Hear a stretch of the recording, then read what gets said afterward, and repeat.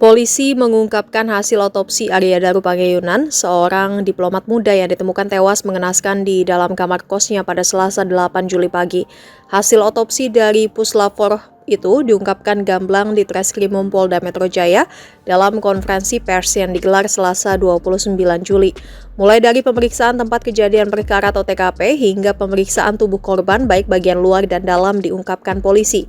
Treskrimum Polda Metro Jaya Kombes Pol Wirasatya Triputra mengungkapkan bahwa dari kandungan tubuh korban hanya ditemukan kandungan paracetamol dan klorpeniramin atau CTM yang merupakan obat alergi. Dari hasil pemeriksaan TKP, polisi juga tidak menemukan DNA lain di kamar kos korban selain jejak DNA korban sendiri.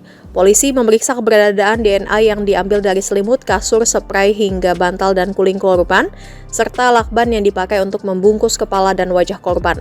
Sementara itu dari hasil forensik, tim RSCM menemukan luka lecet pada wajah dan leher serta luka terbuka pada bibir dalam. Tim RSCM juga menemukan luka di bibir dan anggota gerak atas kanan serta terdapat tanda-tanda perbendungan darah.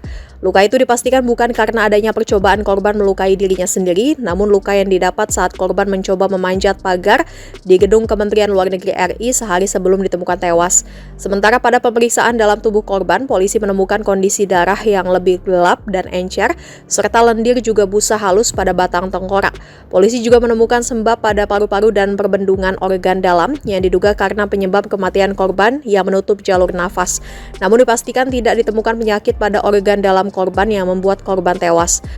Hasil dari pemeriksaan toksikologi juga tidak ditemukan zat yang menyebabkan gangguan pertukaran oksigen pada organ atau jaringan korban. Maka sebab kematian korban diduga karena sumbatan jalur nafas yang dilakukan menggunakan lakban. Hanya butuh waktu 5 menit untuk korban tewas karena mati lemas setelah menutup jalur nafas menggunakan lakban. Lakban itu juga milik korban sendiri yang dibeli di Yogyakarta bersama istrinya pada Juni 2025 lalu. Maka dari hasil penyelidikan yang dilakukan kepolisian menyimpulkan tidak ditemukan adanya unsur tindak pidana dalam peristiwa tersebut.